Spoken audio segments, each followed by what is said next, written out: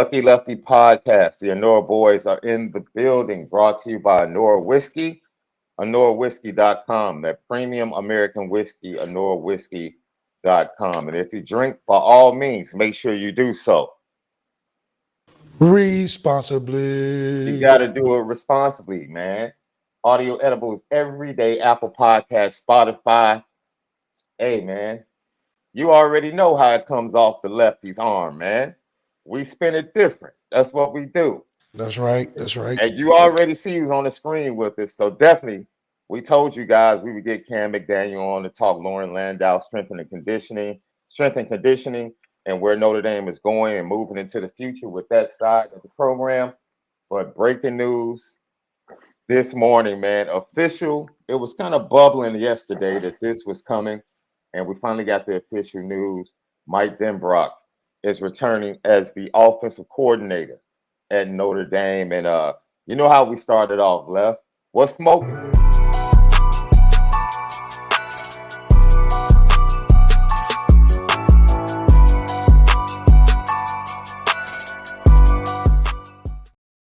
What's smoking brought to you by Fashion Geek, AlonzoJackson.com. Fashion Geek, we run the city. Great partnership with Plains right now and Puma on some of their apparel, and great sales for the holiday. Go check them out at AlonzoJackson.com. And don't forget, for all your holiday needs, MalikZaire.com. For all your travel needs, all your lodging needs, MalikZaire.com. If you have a GTB question, type in GTB. Load it up for us. We'll get to it in the second half of the show. Left, or should I say Leftstradamus? That's your name today. That's right. Literally in the middle of the season, as we talked about the frustration with the Notre Dame offense, Leftstradamus, Malik Zaire, known as Leftstradamus, said, and I quote, if you want to get this Notre Dame offense right and get this quarterback room right, Marcus Freeman needs to go get Mike Denbrock. This is in the middle of the season. And I remember saying, Left, what are you talking about, dude? The dude has Jaden Daniels, he has Nussmeier. He just got to LSU, new contract. It's like Mike Denbrock isn't going anywhere. And here we go. Once again, I'm gonna have to dig into your prophetic gift, bro. I'm gonna have to tap into it. You know, ask you what's up with the next Mega Lotto or something. You know That's right. I got the numbers too. Yo, this one was pretty impressive, Left. But just talk about Mike Denbrock returning and why you felt the need to say what you said in the middle of the season. A lot of it is because during that time, it related to a lot of the reflection of the quarterback room itself. The quarterback room itself at that time when Denbrock was there is very talented. Not only talented, but potential X factors that can help elevate the team's play, especially with the fit of what his style of offense does. I think that, especially where we are as a program, it needs to be quarterback driven. Hey, man, that cat, he's a star. I want to point this out. Little Left is very smart, Cam. I don't know if you know this. Because Little Left, he doesn't start talk. He knows when the show goes live, bro. Yeah. And when the show goes live, Little Left is like, I'm getting my airtime, man. I'm getting my airtime. He needs his 15 seconds of fame. But also, Mike Denbrock has shown that with a couple of pieces that he can include into an offense, he can make a Heisman winner. And I think that's a great significance for him moving into this spot. Cam, what are your thoughts, man? All three of us in the text thread were super excited when this started bubbling about the possibility of Mike Denbrock coming back to Notre Dame. Your thoughts on the move and Marcus Freeman? He is not playing, man. He is not playing. Yeah. When I think of Coach Denbrock, I think of actually some really great memories, and I just think of a guy that everybody loved. Like everybody always loved Coach Denbrock, and he was always kind of one of those guys that I felt like was we always had a hot-tempered coaching staff on offense, and and Coach Denbrock was one of those guys that he has his own intensity, but at the same time, like he always feels so grounded. And He's definitely a guy's guy. The receivers loved yeah, him, you know. the And I the don't know how res- much he was like into technique, but the guys in the room loved him.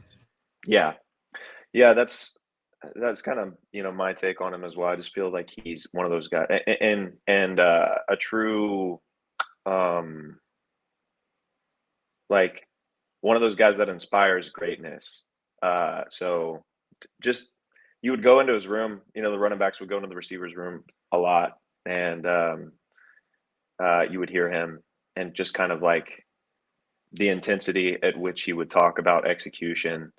Um, I mean, he was one of those guys that uh, he would make you feel like, if we're talking about a specific play and play design and who it's going to, um, he would make you feel like, you're the guy to get this done and get this executed. And um, I just felt like he had a way um, of really connecting with players. And so I've always loved that about Coach Denbrock. And it's great to see that he's had so much success everywhere that he has been. And then obviously this last year at LSU, and what he was able to do there with that high powered offense. So I'm excited. I think it's a great fit. I think that it's from everything that I continue to see from Coach Freeman. He seems like the personality fit seems to be there as well. I think he's going to provide some wisdom and experience that obviously is going to be key and crucial.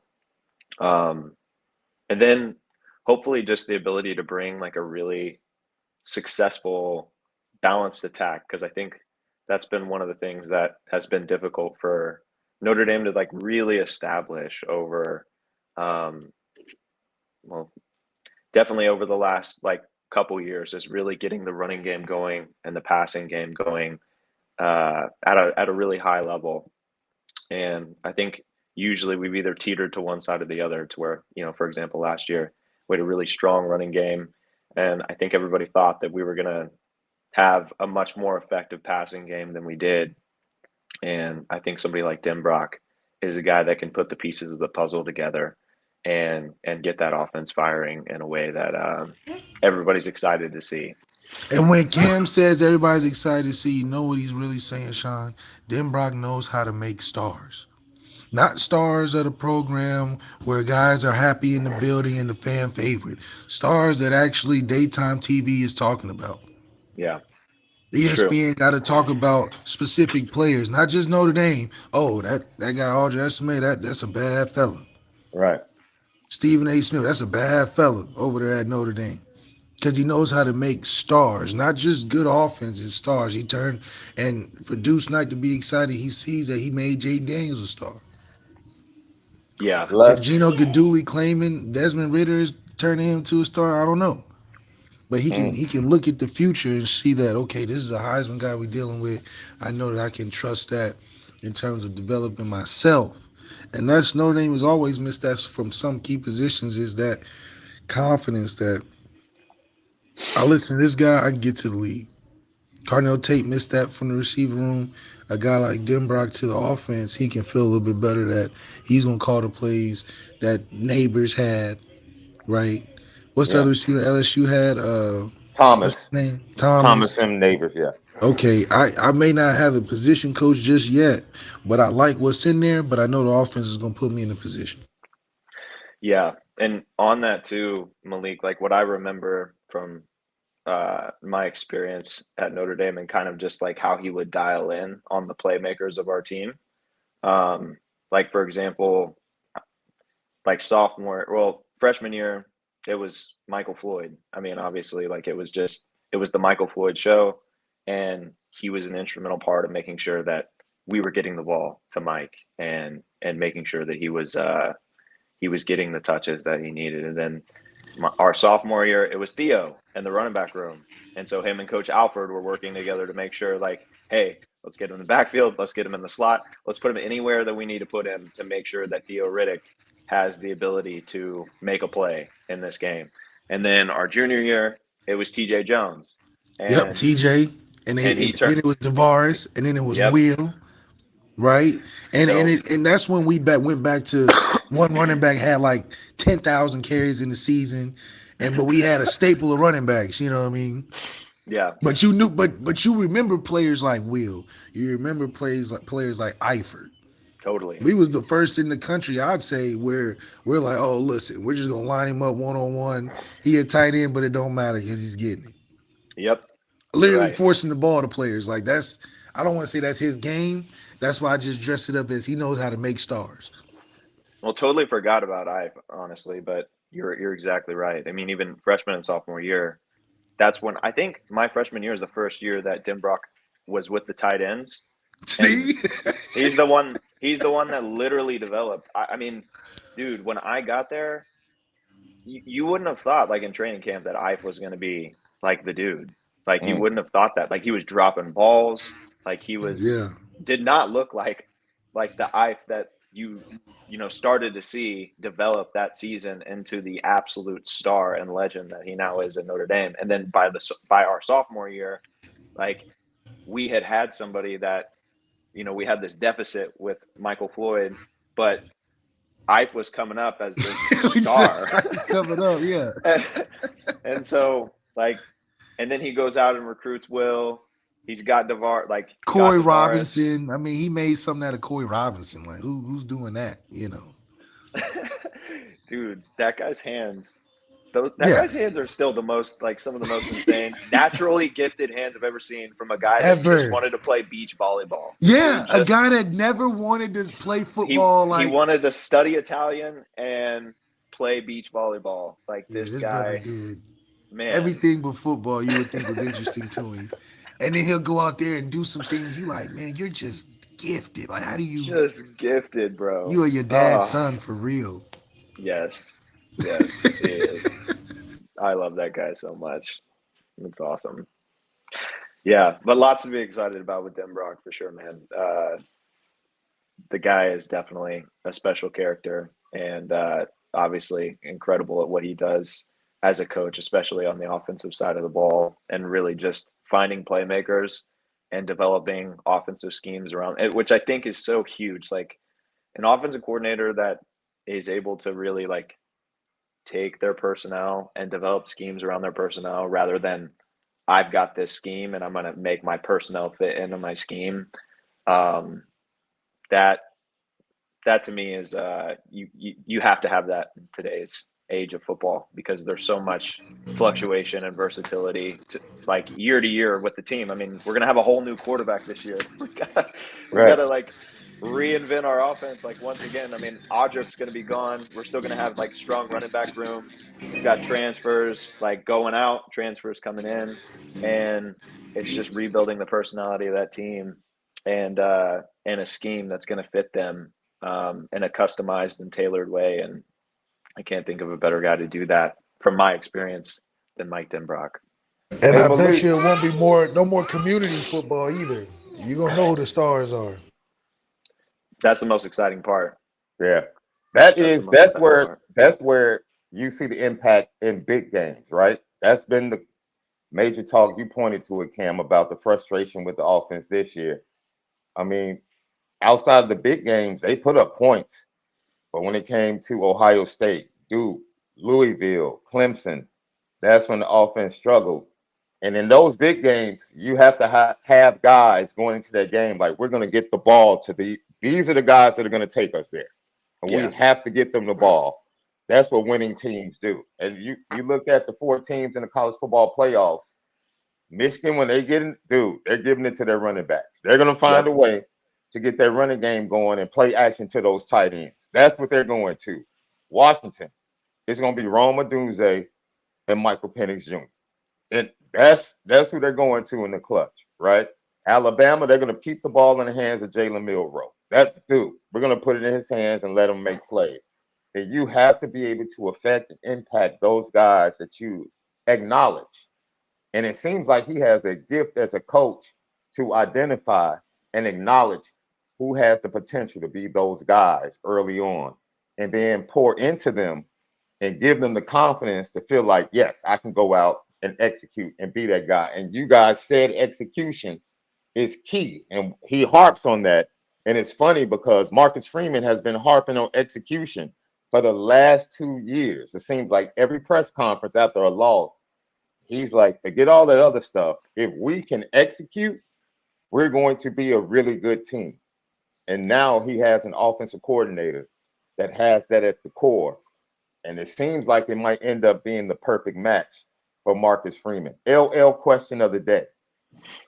And I have to give a shout out to my guy, Ryan Roberts. We actually had this conversation before the show.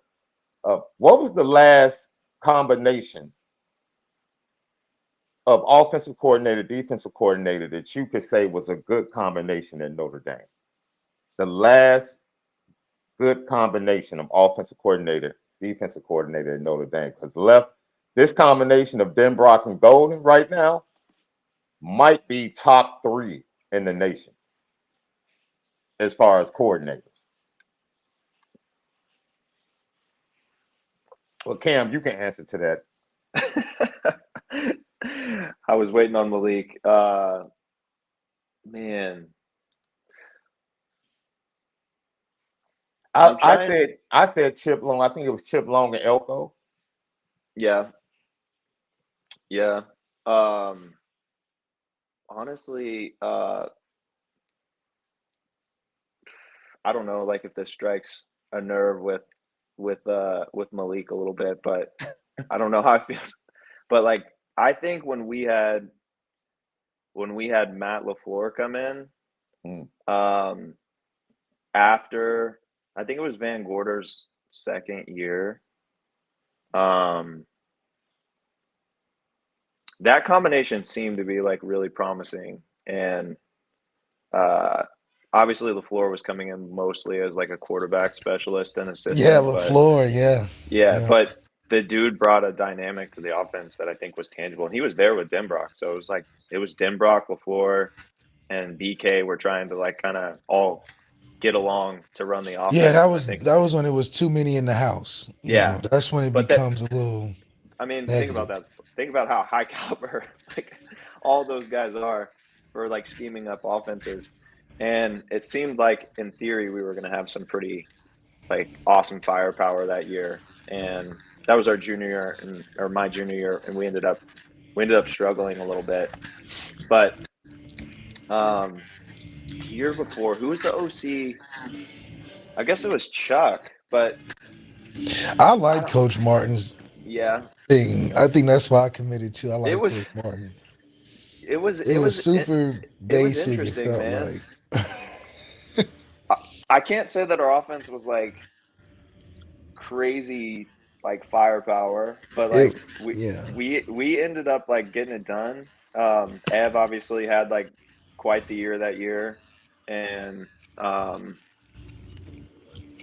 yeah, man, like that was. I guess I'm not really answering the question, but I agree with you on Chip Long and Elko. I think that's definitely probably the last time. I was just trying to think back to my days, like what the best combination was. Well, 2012 would technically be the best combination, right? Yeah, it was Diaco and Martin, which people have like Diaco's, I guess, struggled a little bit like since the 2012 season and like putting together the consistency. But well, he's going to UConn and middle of nowhere places, and it's like somehow. Nebraska, but a guy like T-Stock though, who's been up for player the Bryles Award back-to-back years, is man, that brother's doing his thing, man. I was so happy to see him. Yeah. But sometimes the cookie crumbles the way it does. You just fall in that right streamline, and you know how sports is just so about connected and who you talking to and stuff. It's amazing because I guess Diaco was kind of like the defensive version of what you guys were talking about with Coach Denbrock, right? Like his system was so simple that he allowed the stars to be stars. Like Manti could be a star in his system. Like, look, we're playing cover 2. 2-man, nothing exotic, really exotic. I'm allowing my players to go play and make Yeah, plays and be stars. So it was a good fit for the personality of the defense at that time.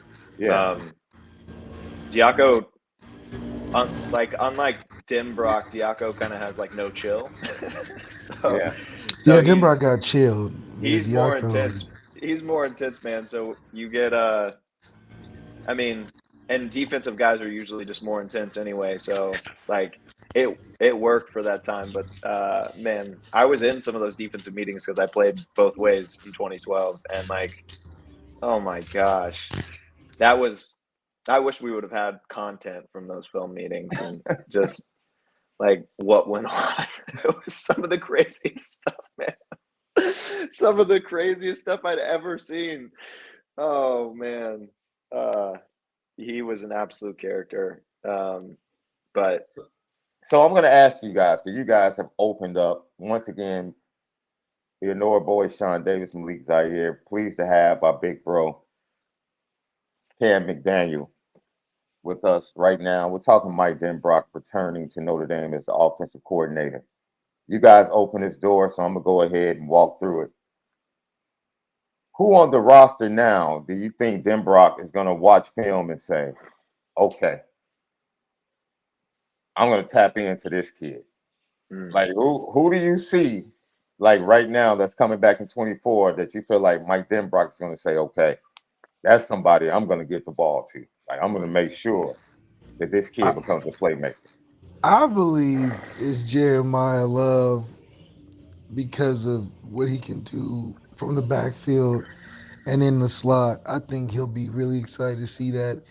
I think he'll be excited to see who emerges from the receiver room, but I Hmm. don't think he's looking at any particular guy over the other and saying, "Oh, this is my throw it to 100 times in a season kind of guy."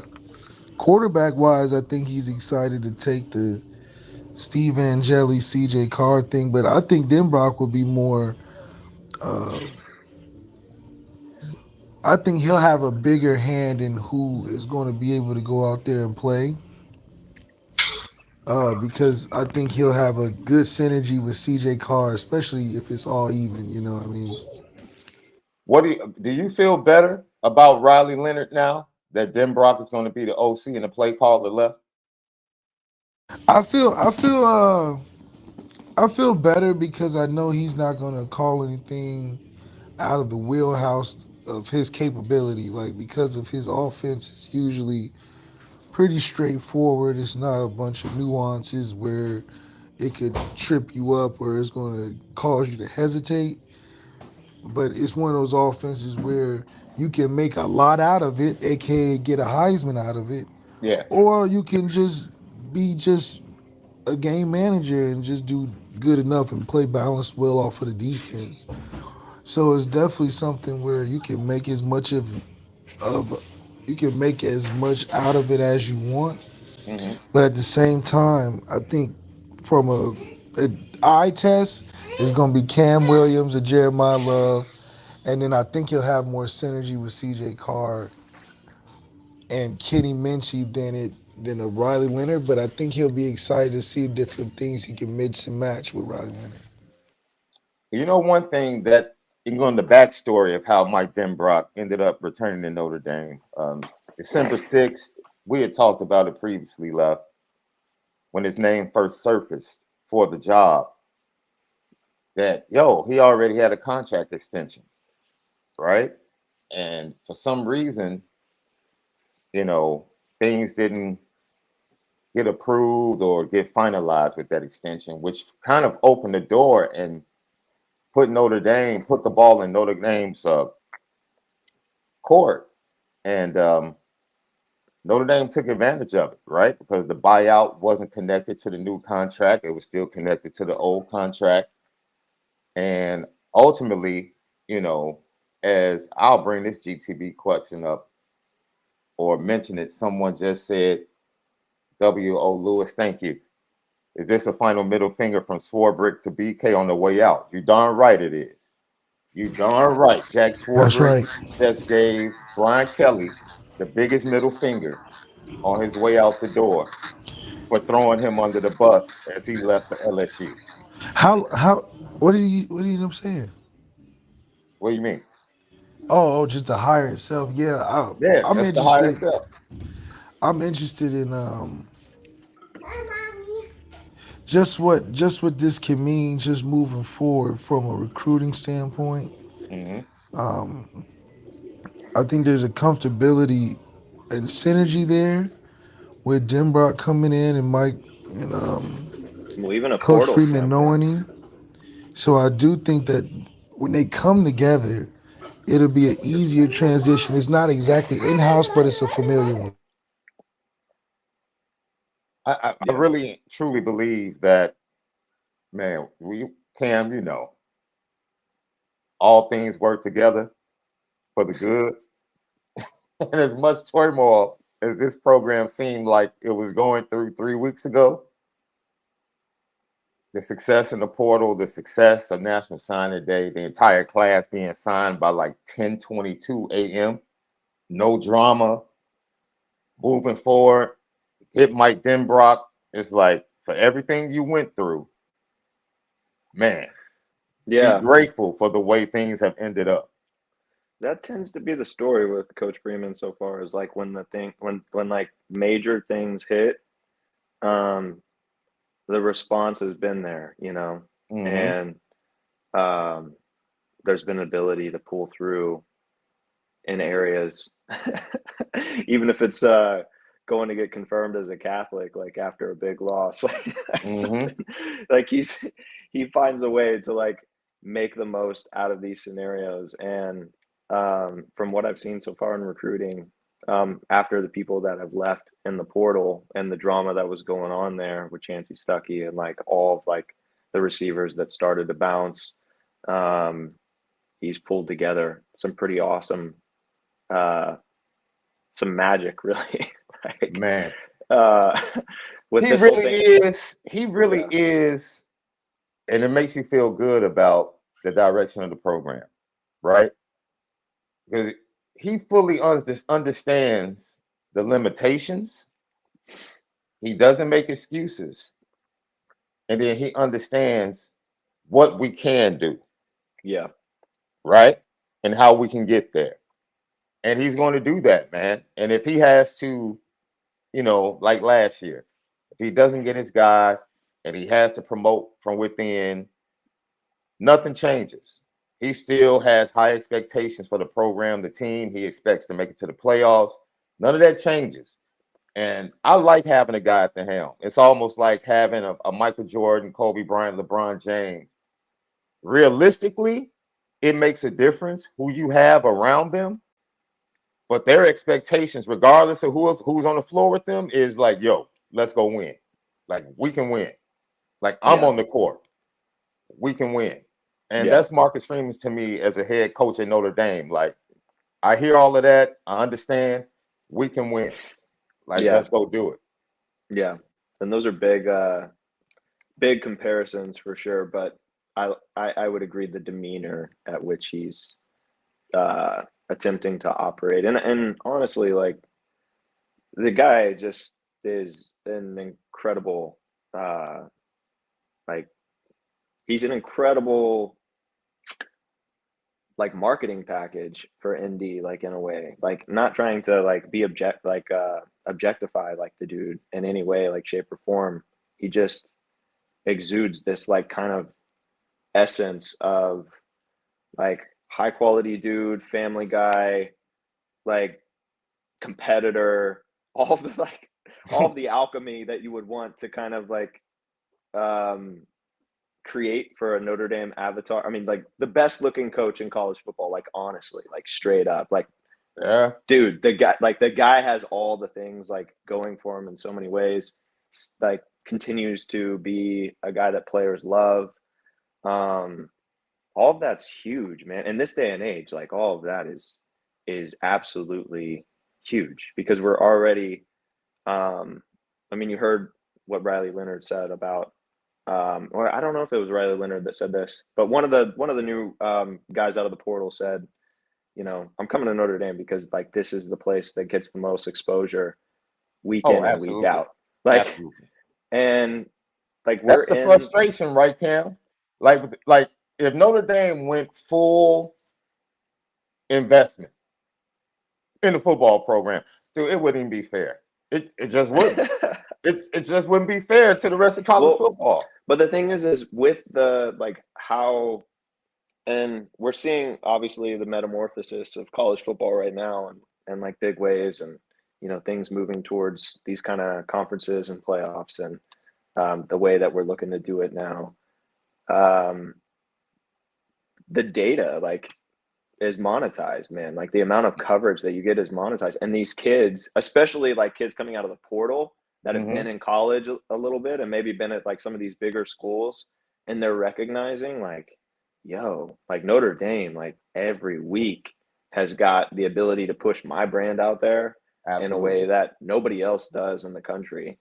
And especially for guys that are looking for that kind of, they've been like successful like in other places, but maybe haven't got their shot to like be the guy and have the ability to come in at Notre Dame and really have the right scenario for them to thrive and succeed. I think it's going to be just a huge value asset just as we continue this conversation with the metamorphosis of college football. Yo, you talked about brands right there, and we talked about that yesterday with this young kid, CJ Carr, right? And Cam, I watched him on the Wake Up the Echo show. I heard the buzz, like he's pushing revenue right now with stories, content, and I flat out said yesterday he's a star. Yeah. Like Notre Dame has to recognize, like, put this kid on a billboard in Times Square. He's a star. And if he actually can play, he'll be a superstar. Yeah, he'll be an easy superstar. Easy superstar. But you can start investing in the star. Not like, dude, if they literally are going to do a series on Peacock next year, follow that kid for half the show. He's a star. He has the look. He has the vibe. They're buzzing about him in practice already. He's a star. Take advantage of it. Like, help him build his brand because it would help Notre Dame in the long run. And I agree with you. If Notre Dame like fully invests in those areas, man, I'm telling you, no one has a chance because of the exposure you just talked about, Cam. Oh, dude. Alabama wouldn't have a chance. Georgia wouldn't have a chance. Like, they can get the 5 stars and everything, but Notre Dame has so many other things that they can do to counteract what those other schools do in recruiting, that you could kind of level the playing field in recruiting by giving yourself the exposure you need to counterbalance what Georgia and Alabama do. And Nick Saban talked about that on National Signing Day. He said, look, we tell these recruits, we're here to help your brand. Like, Notre he Dame would never say recognizes. that. Notre Dame would never say that. Well, I mean, there's a happy medium, but there's a happy medium left. There's a happy medium. We sitting in the team room, Cam, 20 what? Let's go 2014, 2013. Brian Kelly walks in there, is dead quiet. He's like, listen, Notre Dame's here to help your brand. Yeah, right. We all bust out laughing. What's the one thing Notre Dame, Coach Kelly always says, talk about self and that nothing is bigger than the brand. That's the speech. Yeah. I think that's counter opposite. The way that Notre Dame like helps your brand is less the 4 for 40 helps your brand. Yeah, the 4 for 40 doesn't help your brand. That helps Notre Dame's brand. So I disagree, Lev. I disagree with that. Wait a minute. They're telling you. What Luck's trying to say, Sean, is there's a difference between like if you hire somebody to build a website for you, okay? And you pay them X amount of money to like build this website and they go and do it for you. Like, that's awesome, right? Like, so they built, your brand, your website, like for you. They helped you do that and they set all that up for you. And then there's another scenario where you can pay somebody and they'll guide you through the process of setting up your website. And empower you. Okay. Yep. And if you don't if you want to build your website, great. if not, great. Like, you're still paying me the money. Like, you're still like, and it's not like we're paying in this scenario in a monetary sense, but it You're is one of those building a things better that, template that we already got. This well, template well, works just about anywhere, and here's what they told us, Luck, is they said it's not about like it's not about what Notre Dame will get out of you. It's what you'll get out of Notre Dame. And so that really, like, I think gives you an indicator of the mindset overall of the entity of Notre Dame and like how Notre Dame sees itself. It sees itself as a standalone Yeah, this is the brand, treasure chest. always. You All can you like, can find a piece of treasure anywhere around here because you're in the treasure chest. Now, you can't give us nothing we ain't got, basically. Because it's the treasure chest. How you gonna add treasure to this? The treasure chest. You can get something out of it. But if you spend 4 years here, you get treasures for a lifetime. mhm. But if you Yep. don't, I mean, we don't know. You can come, you can go, you can say you was here. You see people coming back to the treasure chest. Tyler Buckner just coming back. Said, I'll try it in a different route. I'll find treasure a different way. Drew Pine said, I just like it here. I don't even want to do nothing. I want to exist in the treasure, be around it. Totally. But the way college football works, you bringing treasure, Mm. and they either adding to the bag of treasure you got, or they got something where they can give you a roadmap to get a bigger treasure, which is the league. Notre Dame says this is the end all be all treasure chest. This is chest of all chests. You go to the league, that's just a horizontal move. Because we got 4 for 40 over here, so that's trumping anything that a league can provide. This is 4 for 40. It's true in a lot of ways. I understand what he's saying. It's changed recently though, Sean and Malik. Like, you know that it's changed recently with NIL and like how everything is like it's different now. Like, so guys are getting. I mean, look at the exposure that Sam Hartman got this year. I mean, Oh my God, you would have thought he dude. was Captain America or something. You would have thought he actually won a champion. Like he was Stetson Bennett. He is not Stetson Bennett. Yo. I mean, and How would you feel, real quick, Cam? How would you feel if a transfer, right? Which this gets into the strength coach because I have a question about that too. But if a transfer comes in 1 year and he's the team captain and the MVP of the team, and this your third going on 4th year on the team, how would you feel? Man, it just depends on like. It just depends on. Man, you like, who 9-4 season.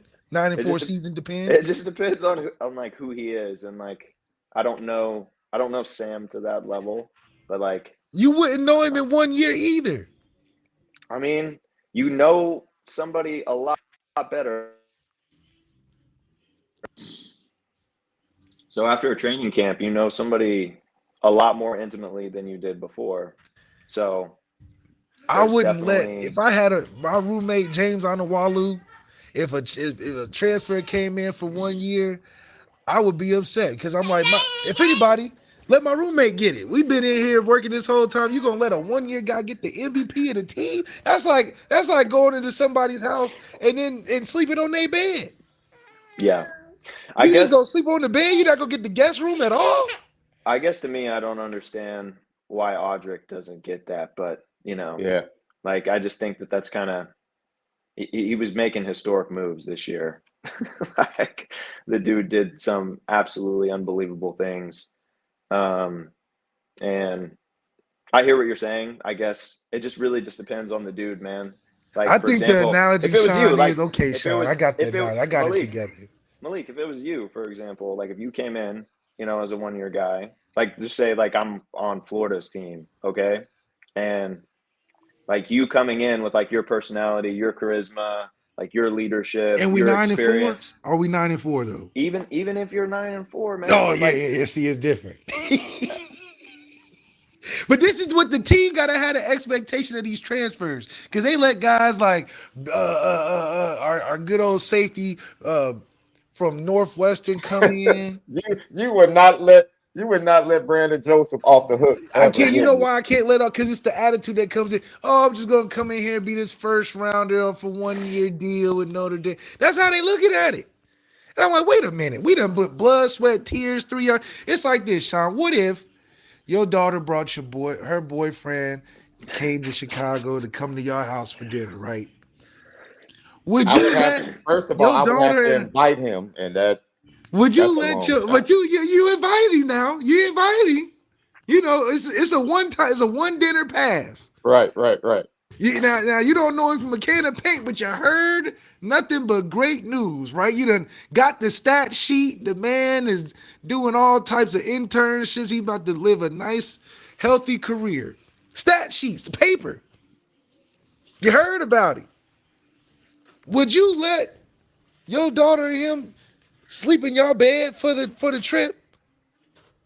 And you Come and your on, wife man. sleep in the basement or in the guest room or something? Absolutely not. Bro, you're You don't going. care how You're. good you done heard about this man. You don't care what the situation is. You not gonna let him sleep in your bed Yo, I'm gonna just because reel he's you coming back to in. dinner. I'm gonna reel No, you back left, in for a left, I'm second. just left. saying. First I'm of just all, saying. first of Yo, all, in that yo, we're analogy, talking about personal brands and stuff like that, and about like what's It's best the for your same personal brands, thing. and then you're gonna come over here and say like that these guys are just taking advantage. Of course, they're taking advantage of that. What do you mean? Like, of course, a safety from Northwestern is gonna come to Notre Dame and like think, yes, I'm gonna use this as a platform to get to the end, and like of course they are. Like that just goes without saying, but like we want that in a way. Like we want guys that are at smaller schools that have always dreamed of going to play at a bigger school, and they went and they dominated at a smaller school level, and now they got 1 or 2 more years left and they want to go play at the premier place in the country to play college football. Like right, that's right. huge. That means we're getting some of the best. I mean, and that's the way things are changing. Like things are changing in that direction. And so we want people to feel welcome, like coming from that. Now, there's a difference. How do you integrate that into your culture to where egos aren't flaring up and you're getting a bunch of dudes that are taking advantage of the system? Hmm. That's the conversation that needs to be like had more than, you know, just kind of like how do I feel about Sam Hartman like winning the MVP this year? Because like I don't have a lot of feelings around it, like to be completely honest. But like I don't think the team should be judgmental about it either, man. Like he's still a very talented quarterback. He did some exceptional things for the team this year.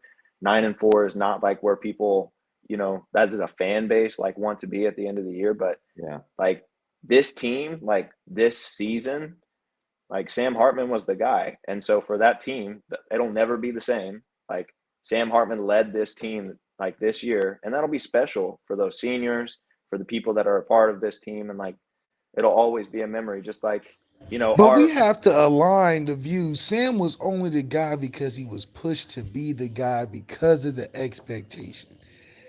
When Jack Cohn, it was a transfer, we didn't put him on no high pedestal, and he produced more because he met his expectation.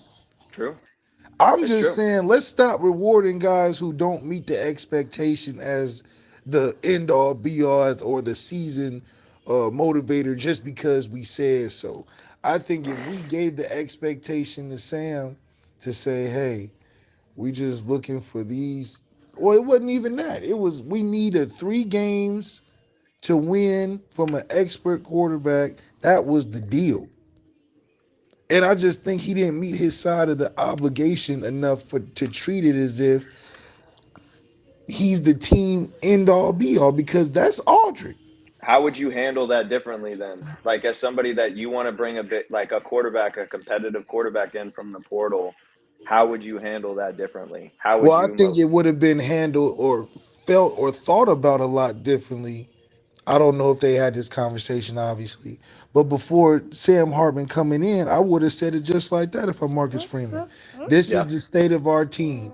Right now, without you, we can win about 8 games. With you, we're expecting you to come in and be the reason why we win these 3 games we got on this schedule coming up. Clemson, USC, Ohio State. We need. We're in the transfer portal because of these three games at the quarterback position. That's why we talking to you. If you come into Notre Dame, this is what you accepting as the challenge. So not meeting that deal or the expectation, I don't know how you get the MVP of the team. Because in my opinion, a lot of the games we won, we could have definitely been in the same situations with the quarterbacks we had if that's what we were going to get, a nine and 3 season right now. But with Sam accepting those and then exceeding or meeting those expectations, that's when the accolades come. That's when the Heisman talk and the I can't, the crying and letting him go last at senior day and responding to Wake Forest's coach who was upset and all of this stuff would make sense. Jack Combs made sense, and I think that's why the football Yeah. guys allowed that last game to happen, where Jack didn't come in and complain. He came under the radar, and he ended up being 11 game guy for us, 10 game Yeah. guy for us. It's funny So what do because you do about the money? Because that's where the Now the complication money, is. okay, and this is where it comes in. I'm only paying guys that's 1%. When it comes to quarterback wise, mm, you got to be 1% because I know you changing the team. If you a project, I'll give you a little money, but I ain't giving you the money that I would give to a Trevor Lawrence. Now he ain't gonna be in no portal. I know Trevor Lawrence gonna be in no portal, but I'm just saying that's who I'm giving the eh, money to. you never know with the Oh, portal nowadays, Oh well, love. nowadays, yeah, if Trevor Lawrence jumped in that portal, absolutely. What you write the check, Trevor, because we gonna make it happen. But a guy like Riley Leonard, whose numbers aren't impressing me very much, and he has a lot of quote unquote potential, but what is that for real? You have to do a lot of work on your end. It's like if you got a second time around engine. It's like no, it's a Hemi. That's a throwback term for it, huh? It's the Hemi engine. Yeah, it's the Hemi. It's just an older Hemi, and I got to do a couple things to it. But when I get that thing going, it's gonna be something. Mm, It's a little work involved. Now I think Marcus Freeman's doing a good job putting the team together, the right crew to make it work. But we still know that it takes 2 years to get 2 years. And that's just been the roadmap of these transfers at that position is that, yeah, you can come in and do a little something, something. But even Jaden Daniels, 2 years under Denbrock, won the Heisman in 2 years, not in his first one. So for unless Riley Leonard's more than 1 year guy, through all the scientific methods proven, it's gonna take 2 years to get something out of a true transfer project. So why not just go back to what we got in the room and then stay on the natural order of recruiting and having the quarterback lead the team? yo, you know what yeah. the crazy thing is? The Yeah. crazy thing is, I only I have can't one. hear you, Sean. Can you hear me now? Okay. I hear what you're talking about though, Malik. Um, I guess as far as the change goes, like what change you would make. So you're just saying I'm not paying anybody like the big bucks unless you are like that guy already. Like there's no Yeah, if you're proving if you're yourself. slotted as the first or second pick of the draft, first round quarterback at bona fide, and then the numbers and all the tape shows you just need a new fresh start, like a guy like a Dylan Gabriel. I'll pay a Dylan Gabriel a couple million. Dylan Gabriel's a proven winner. He's shopping the market. Okay, I would spend the money on that. Yeah. I get that. I mean, the man was hell 11-1 this year, or something like that. So that's somebody I would spend the money on. If I'm in a situation like Notre Dame, who hasn't tested their own room out yet, that's like, Kim, you're moving into your house. You ain't even slept in your own bedroom. You ain't slept in the kids' room. You ain't slept in the basement. You ain't slept in the living room. You ain't even test out your own room. The master room is why you bought the house. Yeah. You know the only problem I had with the Sam Hartman situation, guys? The only problem I had with the Sam Hartman situation was the fact that on senior day, Cam Hart and JD Bertrand should have been the final two people announced. Period. That's it. All that other stuff, NIL, it is what it is. His production was what it was. Like the drama offensively, the dysfunction on the offensive side of the ball, it was what it was. He did not MVP. You want to argue that? Fine. To me, it was a disgrace that you elevated him on senior day over two guys that are the pure representation of what it means to come in with low expectations at Notre Dame, supersede those expectations, and become really great leaders and players on and off the field for that program. There's no way Cam Hart and JD Bertrand should not have been the last two guys announced on senior day. That right there was, in my opinion, Notre Dame acquiescing to, oh, we're playing Wake Forest and the situation. And it's like, dude, stop. You know we zealots for the moment though. Stop. We Stop are all zealots that. for the moment. We gonna out poke the Pope. We gonna out Muhammad when it comes down to it because that's what we feel about college football fandom when it's Notre Dame. It's been around a long time. And you know how we treat Brady Quinn like he done won 4 championships undefeated and has Yeah. every record known to mankind. If the It's like, quarterback is dude, any glitch, this is the thing about Notre Dame. No, this is why it's so sweet at the quarterback position. Because if you are even half as good, slightly decent, and you fit that pocket that Notre Dame is looking for, that Rudy at the yeah, quarterback position Notre Dame looking, you write your ticket. It's dude, better than the president of the United States. CJ Carr. CJ CJ Carr, Carr. exactly. That's what I'm saying. He, dude, Hello, CJ Carr. Hello, he talking to is you. he is that dude. I mean, just the 6 months with Sam, you would have thought Sam walked on water. Like he just Like, walked floating around the field. Like he do just you floating see, around. like It's marketing, you see man. It's now, entertainment. the love that Brady Quinn still receives, right? To this day. You would have thought he just stopped playing like last year. CJ Carr will triple She in triple. popularity. Let CJ Carr mess around get into college football last round or something crazy. He don't even have to win it. That's what I'm trying to say. He doesn't even have to win it. Give us the optics, CJ. Play off the legacy, CJ. Win a couple big games, CJ. Stetson Bennett, you would have thought, man, what? Stetson Bennett won and got famous. If we just appear, CJ just gotta appear. Make believe, magic. We have a new Brady Quinn, I swear to God. Man, That's Lucky funny, Lefty man. podcast, man. Once again, Mike Denbrock. Hey, he's the next offensive coordinator, and he's going to be the tight end coach as well, which goes to what you were saying about Eifert earlier, Cam. And he's a dog in recruiting, man. He's a darn good recruiter. So Yeah, I we think didn't even Notre talk Dame, about Mike Evans, like, right, and what he's gonna have there, because that's right, huge.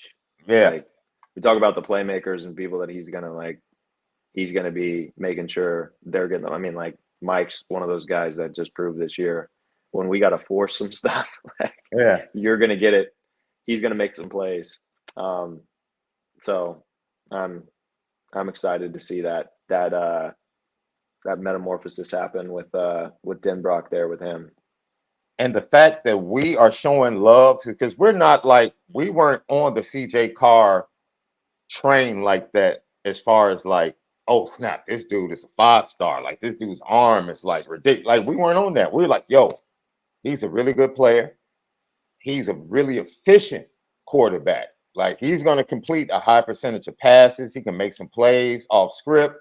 Like, yo, this is an upgrade in the quarterback room. But we weren't like head over heels. But both of us immediately recognized, like over a weekend, like, wait a minute, this dude has a glow. Wait a minute, like there's something different with this kid.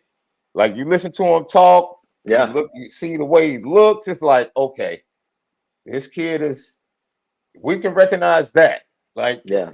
we might not be on that train as far as like skill set, but like, man, there's something different about this kid. He's a star, and we're hoping that Notre Dame kind of sees that early and says, "Yo, let's take advantage of that." Because I think once he hits the field, I think he's going to be good. I think he's going to be really good. Skills can be developed with good coaching and he got a good recovery. one now. Good coaching, good recovery, good training, performance, like all of those. Like skills are meant to be developed there. It's the intangibles that you're looking for, those things that you can't really put your finger on, but you're like, dang, like this guy has got something. Mm-hmm. And it's the energetics that predetermine and govern like where performance can really go. Yeah. And you see these guys that like carry this sort of energy, whether it's, when Johnny Manziel carried this like intense sort of energy as a playmaker, or Baker Mayfield, or like, these guys that have the swagger. And not even just like I'm thinking of like, kind of like really out there personalities and guys that are, but it's that sort of playmaker, like somebody that has an intangible where you're like, it's not like all the attributes of throwing power, accuracy, like decision, it's just that these guys, like when it comes down to winning games, which is what it like always will come, it'll always come back to that. Like when it comes to winning games, these guys just find a way to do it, and they do it in a fashion that's just gets everybody excited.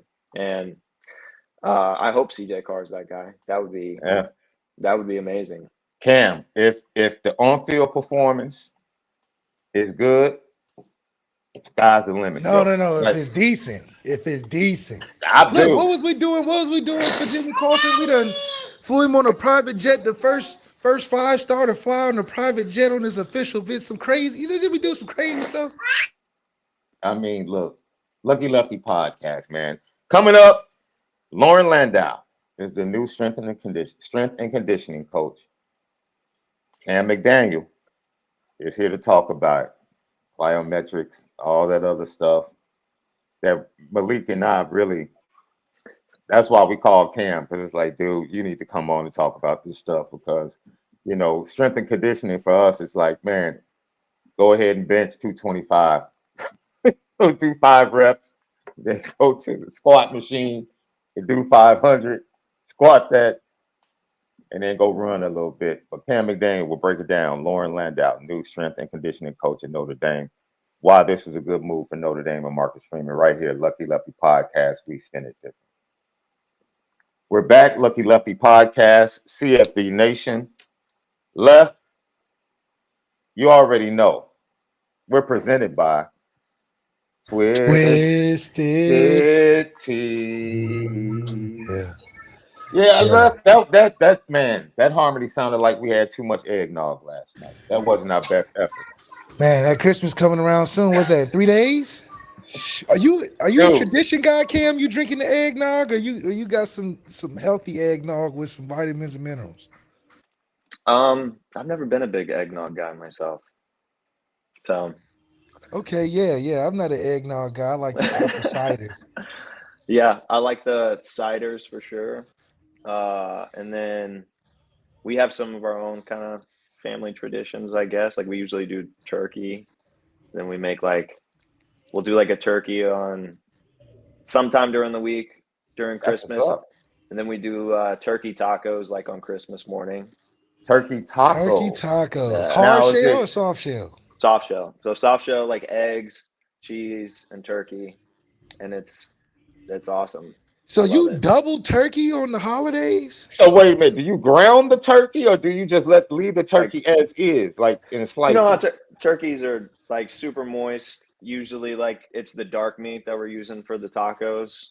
It's got a lot more flavor, like saltier. It's awesome, man. Like this shredded up turkey, so it's really good. Turkey tacos. Turkey tacos. Do it after Thanksgiving or something, like when you have a bunch of leftover turkey. You can do it with eggs or like without. If you do it without eggs, that's really good too. Can you pico de gallo a turkey taco? Yeah, 1000%. Especially the dark meat. It's okay. I didn't. The difference is more of like the dark meat, like versus that's like the white meat, like unless it's like flavored really, really well, which Yeah. like we do a lot of like Cajun, see like Southern and Cajun and like really salty, flavorful. Like it's awesome. It's one of the things I always look forward to. Left, what are you doing? Because we already have it set up. Me, my wife, and my daughter. You know, Christmas Eve is all about the cookies, the movies, and hot chocolate. That's pretty much tradition for us. But it's kind of strange because Christmas Eve is on a Sunday this year, right? That sounds like it shit is right on time. If you celebrate No, the holiday. because my mom has told the family that she prefers because she does Sunday dinners pretty much every Sunday. Mm. She is like she's become. It's so funny. She didn't like it. I was like, you've officially become a big mama. You know what I'm saying? You know how Big Mama makes Sunday dinner every Sunday? She doesn't like that at all. She was like, I am not a big mama. I'm like, hey, ask your grandkids. You're a big mama. That's You're hilarious. big mama, right? Inherited And name. Inherited she was name. like, yo, I'm cooking dinner on Sunday anyway. I'm not about to cook Sunday dinner and make a Christmas dinner on Monday. So let's just do dinner on Christmas Eve at the house, and then everybody else can do what they want to do at their own homes on Christmas Day. And if you guys still want to come back on Christmas Day for leftovers, then that's fine. And so I was like, okay, all right, we're gonna have to trump our tradition of the cookies and hot chocolate. And then she said, you know what my mom did? She went out and bought a large supply of I don't know if you guys have checked these out. Cam, you have small kids, so they probably would love this. These chocolate these hot cocoa balls. It's like Okay. literally balls of hot chocolate, and they put the marshmallows and sprinkles and other things. So it's like if you buy it in a package, it's almost like an assorted candy, Cool. chocolate candy thing, where you don't know what you're gonna get on the inside, but you Yeah, it's a drop cool them into the experience. warm milk, and you see what you get because of course the chocolate melts and whatever's on the inside, that's what's inside Where do the you hot scoop those chocolate. up? Where do you scoop those up? Man, I actually met a young lady that started making them. But Okay. now my mother says she got these at Costco. Okay. Yeah, All she right. said she got them Costco at coming Costco. in Yep, clutch. yep. All right. I got to check those out. My girls would love that. Oh, your kids will love it, dude. Because yeah, just the excitement of like, yo, what am I going to get?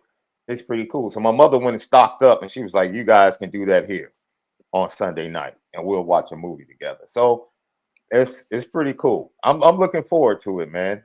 I'm looking forward to it because I get to relax on Christmas, just chill, watch football, and stay at home if I want to. Yeah. I can bring the leftovers with me to the crib on Christmas Eve, and yo, I'm looking forward to it. Lauren Landau, man, he's the next S&C guy at Notre Dame. Look, Matt Bayless and Marcus Freeman. There was a splitting of the ways, I guess, based upon what Marcus Freeman envisioned with the strength and conditioning at Notre Dame. And Marcus Freeman took his time. Matt Hale was an interim S&C guy. People might have questions with that based upon some injuries that happened this year, specifically in the wide receiver room. But Lauren Landau is now officially next up. And what do you feel like he brings to the table, Cam? Well, we were talking about this a little bit earlier. Like I'm in one of those positions where I know like you don't come to the show to like really hear I don't know, but Mm-hmm.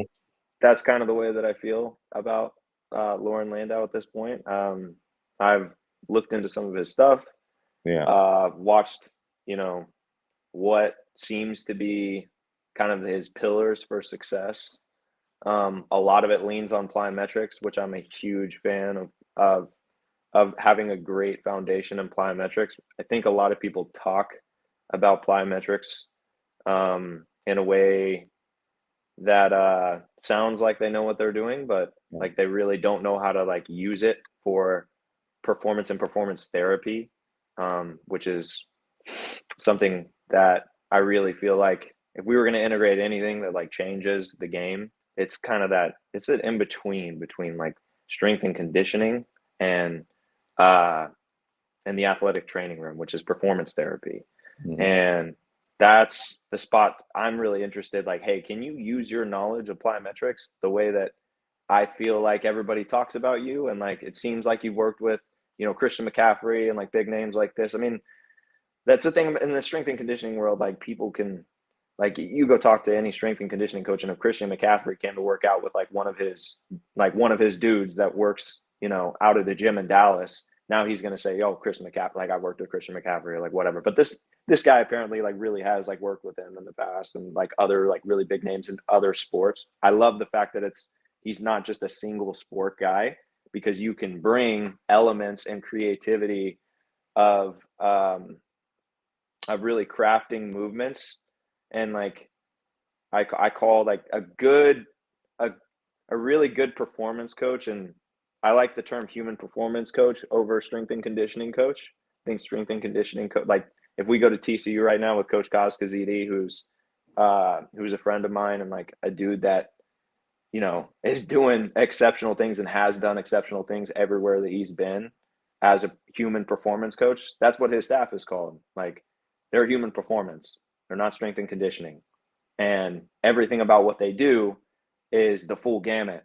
It's performance enhancement, and performance recovery. And I love that philosophy.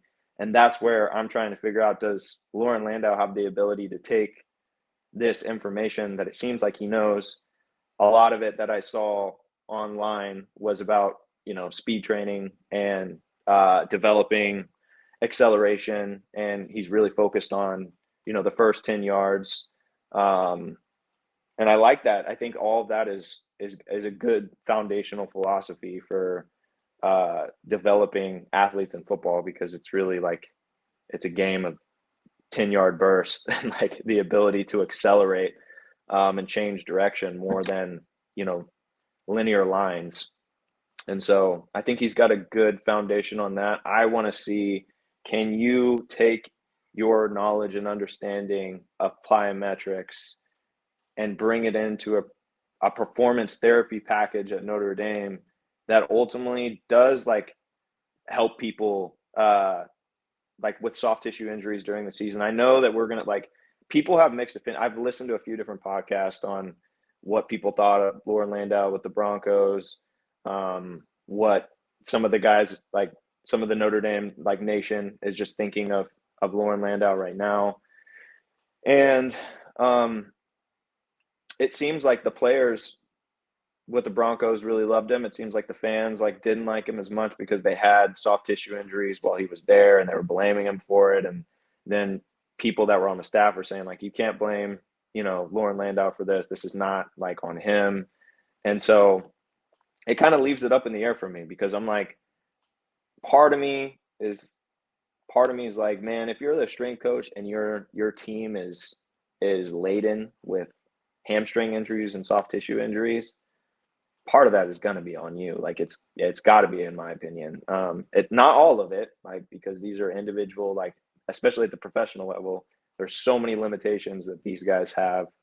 Like, that's the difference that I think that'll be interesting, is the difference between a college program and an NFL program, and what NFL guys, like how they'll use their own guys. And in the off season, like the strength coach isn't even able to like contact them and stuff.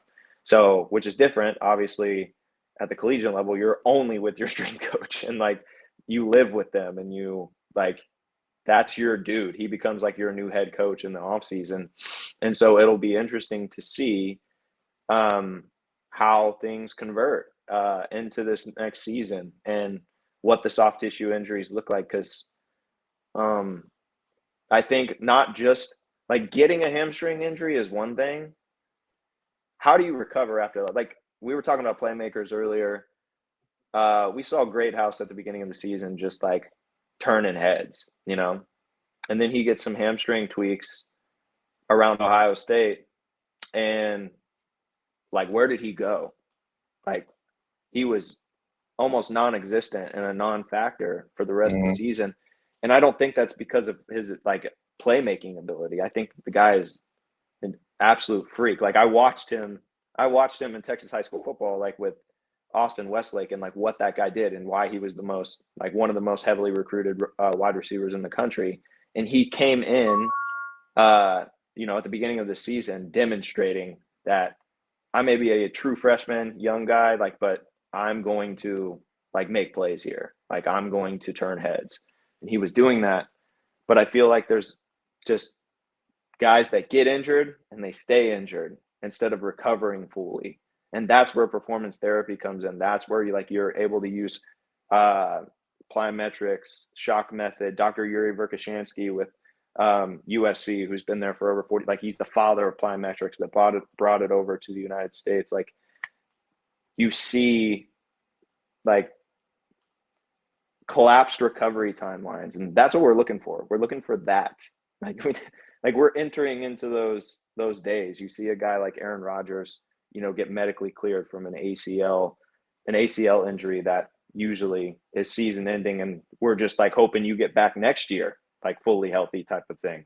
Like, and we're seeing paradigms getting obliterated right now because we're making the shift. What I want people to understand like about this like realm like of sports science and sports performance is these are slow progressional changes in a very new lane of science. A lot of like sports science was developed by Russians, Germans, Eastern European like countries in the early 1900s.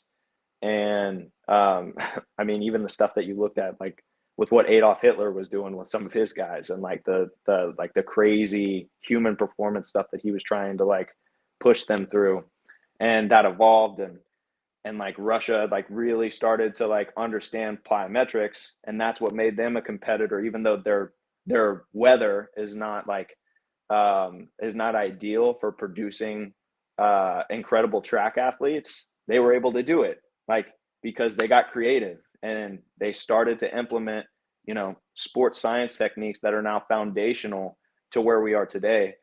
The thing is that foundation now is becoming it's being built upon by leaders, like thought leaders in the space that are doing some unbelievable stuff. And you got to kind of sift through a little bit of the BS and find out like who's really getting the results here, because it's kind of like I feel the way that Luck feels about like quarterbacks just getting like handed stuff. Like in this scenario, I feel this way about people in kind of the recovery and performance realm. Like I think a lot of people talk a big game, but ultimately like their results don't necessarily match up. So I'm interested to see how that carries over. And I kind of gave you guys some highlights on the things that I like.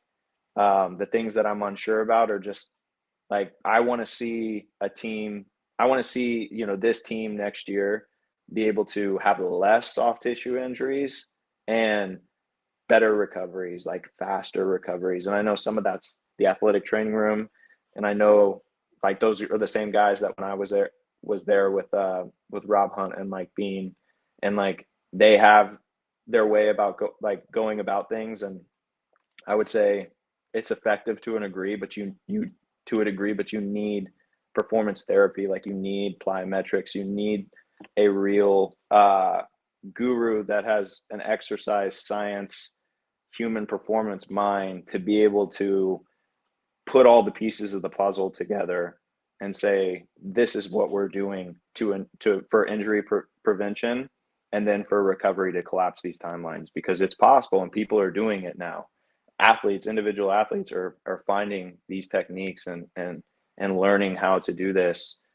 We even look at, like, I'll give you a great example. Quinn Ewers is a great example on how he came back in the Big 12 championship game after that shoulder injury. Right. Well, like I know the equipment that Quinn Ewers is working with, and like I've worked with this guy. Like I've worked with this guy personally, and I've seen like what he's doing for that, and how the University of Texas has partnered with contracted individuals essentially that come in and perform specialized treatment that's not traditional. in this kind of this space of what has used to be strength and conditioning and athletic training. And we have those two things. So go find out, like, if you're an injured athlete, go figure out, you know, where you or what you need to get from those two categories and kind of like put them together. And I think that it just is, it's one of those things now to where we have so many resources available to us, and the people that are finding out how to use them are getting those results. And I think it's gonna be like these good results trend like quickly. So or have the ability to trend quickly. But when you think about strength and conditioning coaches and you think about athletic therapist or performance therapy, like a lot of these guys like to hold their cards close to their chest on like what they're doing, because like you want to keep that, if you're able, like if you're Texas and you're able to get your quarterback back and from a partially torn rotator cuff in 2 weeks, like three tops, like this guy, and then do what he was able to do, like that's a big deal. That's an advantage. And, that's a huge advantage. And so yeah, man, like I'm excited overall. I think that I really like the plyometric language that this guy uses. So it seems like he really knows what he's doing there. And so I'll be really interested to see. You were talking to me about, like, Marcus was saying like he wanted the guy that was like the latest, like into the latest and greatest, like scientific innovations, cutting edge technologies, like applications for human performance. And if Lauren Landau is that guy, then I think he's going to empower him to make the changes necessary to like make sure that they have an ecosystem that can be sustainable for that. Whereas now this would, yeah, I'm sorry, would this also trigger an investment from the school? Because I'm assuming that Landau will come in and possibly look at the current state of the facility and the equipment and say, okay, we need this, we need to order this, we need to move this over here. Yeah. I'm sure he's going to come in and put his little touch on how the facilities look. So now there is an investment from the actual program into, new equipment, machines, setup, how things go. All season is really like the team is really his. Once the bowl game is over, Marcus Freeman and the rest of the coaches really can't meet with them until it's almost time to go into spring practice. Lauren Landau will have his hands on these players more than anyone in the off season. So, it's an important hire, but I'm just interested in how much of an investment will the program have to make in his beliefs from equipment and other things moving forward. I think it's a scenario where, if we're talking about a strength and conditioning coach, and that's what we say that Lauren Landau is for Notre Dame, if that's the title that we're giving him, then he's got to win trust first before they start making those big changes, would be my guess. I don't know, like, his individual relationship with Marcus Freeman and what, like, they've got planned together and what they're scheming. It could be, I mean, I don't know. I don't know what the university is like willing to do there. I don't know how big of a priority like they see this at this time. My immediate thought is, like, when you get a guy like that is a newer guy, and kind of has a lot of success, but at the same time, there's question marks around how he's able to facilitate a full team. Because he's working with individual athletes and individual players all over the place and has his own sports facility. That's different than that's different than running a team, man. Like running like every day and like being there and being you got to be, again, like a head coach. You got to have that kind of swagger. And I just I don't know him well enough to be able to know what sort of influence that he has. Like, for example, I mean, I can tell you, like, Kaz at TCU, he's got the ability to do that. He's got the ability to say, hey, like, we're doing this. And TCU is like, all right, we'll get you the funding for that. Because he's won trust, like with what he's done at Baylor and what he did at SMU, or what he did at La Tech, what he did at SMU, and then what he like was able to pull off in 1 year at TCU. Like they didn't just give him they gave him a budget like for their national championship year, and then when they went to the national championship, they're like, okay, like we'll start to write more checks for this. If you want a new facility, like a new like human performance center, like we're gonna do it. If you want to like really invest in sports science and show like recruits that we're invested in, you know, the highest quality of sports science in the country, like we'll do that, and like we'll start to put that stuff together. You want new innovative stuff that like guys get excited about when they come in, we're gonna like help pay for that stuff. So I've got little ones Look, like, Cam, ready to get in. right. So I'm interested. It's a new apparel deal with the same company, Under Armour. And Under Armour, as most fans know, has received a lot of criticism for injuries, especially lower body injuries, since they've been the apparel partner with Notre Dame. Is that something that the new strength and conditioning coach will look into? Is that part of his responsibility? Like, okay, what shoes are these guys wearing? How are they responding in this equipment? You know, do we need to upgrade the equipment, change the equipment? Is that something else that Lauren Landau is going to come in and kind of assess, you know, with Under Armour being a longtime partner with Notre Dame? Is that still something that he'll come in and assess and maybe make suggestions once the trust is established that, okay, they're our partner, but these are some things that need to change from an equipment standpoint to make us better and keep our team healthier and able to perform at a higher level? Yeah. That's a great question, and one that I think is kind of a loaded question at the same time, because you're talking again about marketing and contracts and things that are bigger than a strength coach being able to come in and say, all right, we need to switch to Nike because of this. Like, you better show me a damn good reason that we're going to switch our whole like brand scenario and buyout contracts and everything like that. So not even switching a brand, Cam, but just making suggestions within the partnership. Oh, gotcha. You know, to say, I mean, hey guys, can we do this? We need more of this. We need more of that. I think that would be strategic for like an Under Armour to like really partner with somebody like a Notre Dame and say, hey, like let's put in a sports science lab, you know, for Under Armour, like here, like you guys are our anchor program. Let's put in a sports science lab and let's do some of the most innovative stuff in the country, like around this. I think that makes a ton of sense. But I don't know how much influence Lauren Landau has to like get that done. That's also pulling on Under Armour and basically like it's a whole thing. Like I think if you are an elite like if you're a school like Notre Dame that has elite athletes everywhere, not just football, but they're like one of those places to where you can be doing studies all the time, sports science studies all the time, and really like, I mean, you're invested in athletics, right? Like invest in the data behind it, like invest in like data backed science that is showing like this is why people are getting results like this, and here's protocols that we're using that are innovative and different than anybody else. Like that's the way that my mind thinks. So I think that would be incredible. I don't know like how realistic that is. I feel like if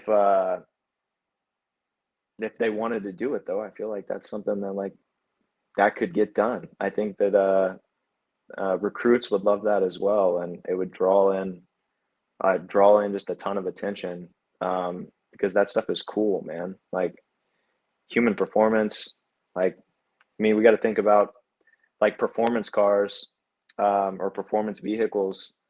Like the tires that you put on those cars are a big deal. Like you said, lower leg injuries, being attached to your brand is not a good thing. So you want to be able to change that, you know, quickly if that's a reputation that you have. It's like, hey, like those aren't good tires if ankles are getting like an Achilles and like all that stuff. Like we've got to have some changes like being made there. So I think that kind of answers your question. Man, you did a great job breaking it down for Notre Dame fans. We'll get to some of the questions and get to the bag coming up in a few seconds, talking Lauren Landau with Cam McDaniel right here on the Lucky Lefty podcast. Shaun Davis, Malik Zaire. We spin it different, you know, to kind of seal the deal on Lauren Landau and his relationship with Marcus Freeman. Marcus Freeman is the one, I believe, that really led the charge to the changes that need to be made in the strength and conditioning part of the program. My question is, Matt Balis has so much love within the program, and especially the players still talk about him to this day. How difficult of a decision? Because look, Cam will do as individuals, as parents, as, you know, husband and wife, things we can relate to, like, yo, you make tough decisions and it won't be the last tough decision you have to make. Like that's life. And I'm just wondering, with the respect that Matt Balis and success that Matt Balis had in Notre Dame, even with Marcus Freeman wanting to take that part of the program to the next level, it had to be an extremely difficult decision and conversation. You know, I can only imagine, like, you have profound respect for this individual and who they are and what they've established and what they do, and it resonates through your players. But it's almost like, man, I have to do this. Like, yo, we have to have this conversation, and if it's not something we can do together, then I'm gonna have to make the tough decision of moving forward and finding someone else.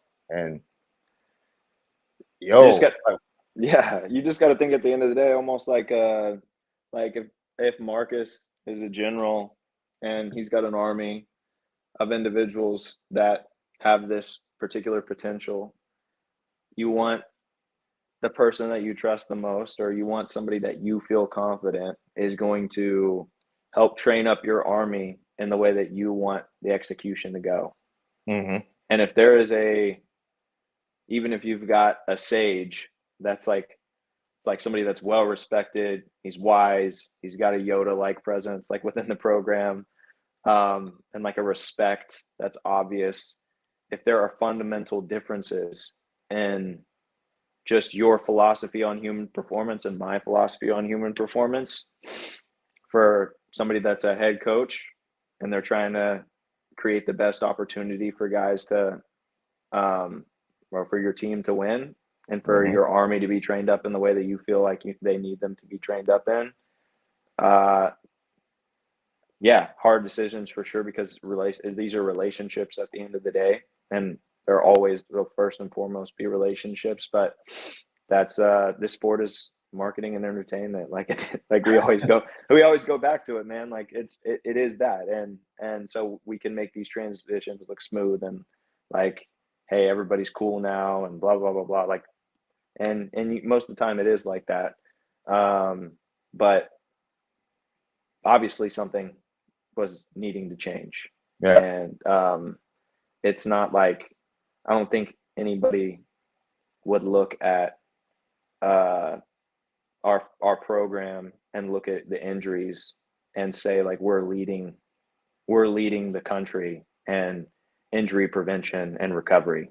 Like, I don't think that that's the case. Should be. Like, I feel like that should be a huge goal, like for us, if we're trying to have like, you know, the most successful like program in the country. To me, recovery is performance's biggest ally. Like, if you can't recover, like, you can't perform. Like, if you're trying to recover from an injury, there is a rupture and repair process to that. If you're trying to enhance performance, there's a rupture and repair process to that. Recovery is always in the mix. And you have to think about it that way, and think about it as just an extreme foundational pillar to putting together sustainability, because that's what it is at the end of the day. Like, recovery is sustainability. Bro, I watched a recent podcast where NBA champion Aaron Gordon was talking about the mindset of a professional athlete and how you have to invest in recovery. Like you don't understand that coming into the league because you're so used to walking out in high school, barely stretching, and still being able to like do a 360 reverse dunk. Like it's just, dude, that youthfulness is just like, and then you start playing in these games in college and you start playing in the pros like 3-4 games a week. And now that hot and cold tub is important. Yeah. Now what you do after the game, you know, with recovery is important. Now you're not eating 2 Big Macs. You know what I'm saying? Is your nutrition. Now you actually have to focus on nutrition and what you put in your body. And that is, that's probably something else. Does he come in and change training table? Does he make adjustments to the nutrition? Like this hire is not just as simple as just getting under the barbells and just, you know, Definitely there's so much to the responsibilities of Lauren Landau and to watch how things change that there's so much interest there. So when you talk about recovery and what we haven't seen, and we saw hamstrings link, Jaden Thomas and his hamstring lingered to the point where now he's just getting healthy, according to Marcus Freeman during the bowl prep. So that is something that definitely you hope to see improvement in with Lauren Landau, because like I pointed out, I don't even think there are probably youngsters. This is so funny. I don't know if you saw our show yesterday, right? Because you were supposed to be on with us, but National Signing Day, I talked to several of the commits, Cam, and I said, what's the one moment you're looking forward to? Like, Brian Young's son. I asked Bryce Young, like, your dad played there, he coached there, you've been around the campus, but what's the one moment you're looking forward to as you project in your mind? Is it walking down the stairs, the first time you put the helmet on? Is it, your first hit, like first time you run on the field? And he was like, no, the first lift. Yeah. And I was like, really? He was like, yeah, that's the one thing I've been thinking about the most, like that first lift. And I'm like, and literally I asked the same question to 3 other athletes, and they said the exact same thing. And I'm like, I never thought that first lift was like that big for guys that are committing. And then Malik explained it to me. He's like, that's the first time you get to prove yourself. Yeah. He said that's why. He was like, dude, when we came in as freshmen, like you would never see like the best 20 minutes of warm up. Like people are doing like the perfect form of like leg lifts and everything and sprints. Like you're trying to prove that you belong. Exactly. And he's like, then as you become a veteran, you learn like, okay, this is just warm ups. Let me save myself for the actual workout, and what I'm about to go through and endure. Totally. So this hiring is important, man. Like you have the future of Notre Dame looking forward to building a relationship with Lauren Landau. That's the first thing they're looking forward to. So this hiring is vitally important. Yeah. Yeah. It is, man. And like you said, it's not as simple as a conversation about guys putting a barbell on their back. Because if you look at, I posted a story recently on Drew Tranquil and kind of like what his regiment looks like these days, and he's doing some of the protocols that that my team recommends. But he's using direct pulse current electrotherapy, so almost like you would see. Actually, I have one right here. All right. So this is one of the tools that I know a lot of the guys that we're talking about in sport right now that are having these crazy recovery times. They're using this tool, and so that promotes blood flow, tissue growth, blood flow, and neurological activity. So it allows re-education of nerves to receive signals from the central nervous system where they're lost. And so if you think about like when you have a really hard workout, you know how it's like hard to move afterwards, or like you feel sore and heavy. Your body there's like tons of little micro tears. There's things happening in your body that basically your nervous system is saying like, hey, I need to recover. So I don't want you like outputting a lot of stress on me right now. And so it's kind of cutting off those signals to where it hurts a little bit to move too much. And what this does is it helps shorten that process and collapse that timeline to where people can recover faster, because you're stimulating the nerves in such a way that allows them to come back into a place of rest faster. Is it not a lactic acid situation then, or is it something else? So lactic acid is just a byproduct of really the nervous system and the stress that we put on the nervous system. So when we put a certain amount of stress on the nervous system, it sends signals for the biochemistry of our body to create a certain environment for recovery. And lactic acid is part of that. Flushing that lactic acid out is a whole nother scenario. And that's going to be done naturally. Like the body's going to do that. It will like go through that process of flushing lactic acid out. But there are techniques and protocols and things that you can do to optimize your basically the capacity of your nervous system to come into what we call parasympathetic in an autonomic state, which is rest and recover or rest and digest. And when you get into that state effectively, you're able to sleep better, you're able to recover faster, and like there are mechanisms that help your body get into that state, which is huge for college football athletes because they're hardly ever able to enter into a rest state. Especially guys at Notre Dame, when you have football, like you have class, you have social life, like you're trying to balance all those things. That's a lot of stress on the autonomic nervous system. And there are like just fundamental things that you can do to discharge that stress. Even going outside and putting your feet on the ground and grounding is one of the most insane therapies and lost arts of therapeutic resources that we have available to us. There are studies that show that just simply grounding and putting your feet on the earth has more therapeutic benefits than putting ice on a location that's injured, or even for arthritis. Like there are some absolutely amazing innovations out there now, and a lot of them are actually returning to fundamental like expressions of not even before human performance really existed, but just like fundamental expressions of health, wellness, well-being.